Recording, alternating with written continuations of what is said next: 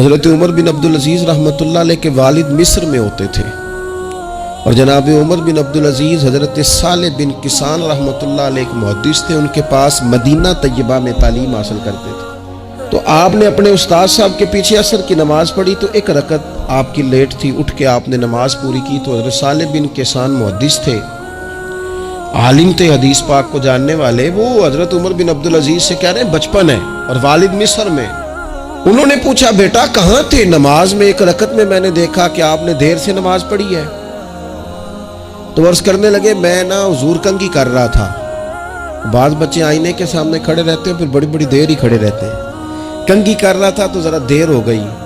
حضرت صالح بن کسان رحمۃ اللہ علیہ نے ان کے والد کو مصر میں خط لکھا، فرمانے لگے جوانی بھی ہے، موقع بھی ہے، فرصت بھی ہے، اور ابھی بھی آپ کا بیٹا جماعت سے نماز نہیں پڑھتا۔ مصر میں خط گیا۔ آج جب میں نے پوچھا ہے تو اس نے کہا میں کنگھی کر رہا تھا۔ اتنے معمولی سے کام کے لیے اس نے تکبیر اولیٰ چھوڑ دی۔ اب وہاں مصر میں بیٹھے والد نے یہ نہیں کہا کہ مولوی صاحب آہستہ آہستہ ٹھیک ہو جائے گا، آپ کو کیا ہو گیا ہے، کوئی بات ہے کرنے والی؟ انہوں نے وہاں سے گھوڑے پہ بندہ دوڑایا، بندہ مدینہ طیبہ آیا۔ اس نے کہا جاتے ہی عمر بن عبدالعزیز کو لے جانا حجام کے پاس اور اس کے سارے بال اتروا دینا، اور اسے کہنا پتر جن بالوں کی وجہ سے نماز رہ جائے ان بالوں کو سر پہ نہیں رہنا چاہیے۔ تیری جماعت کی رکعت رہ گئی پتر، اتنا بڑا کام، اللہ کے حضور حاضری کا موقع تھا۔ پھر اس کا ریزلٹ کیا نکلا؟ حضرت عمر بن عبدالعزیز بادشاہ بنے۔ 39 سال عمر میں انہوں نے پوری امت کو خیر سے بھر دیا۔ حشام بن عبد الملک کے بھی 11 بیٹے تھے، جناب عمر بن عبدالعزیز کے بھی 11 بیٹے تھے۔ حشام جب دنیا سے گیا تو ہر بیٹے کو 10 لاکھ دینار آئے، اور جناب عمر بن عبدالعزیز جب دنیا سے گئے تو 11 بیٹے تھے اور 6 دینار تھے۔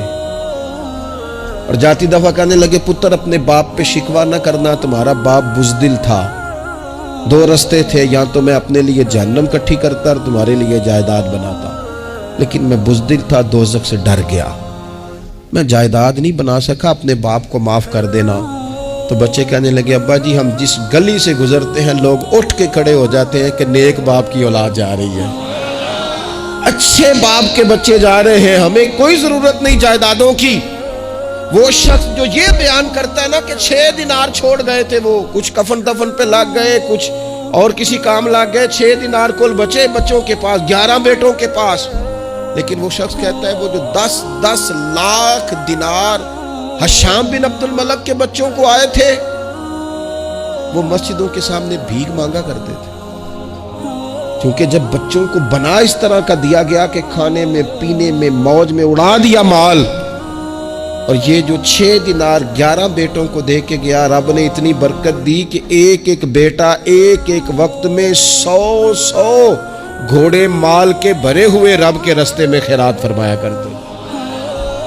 اصل دولت اولاد ہے، اصل دولت اس کا اخلاق ہے، اصل دولت اولاد کی اخلاقی تربیت ہے۔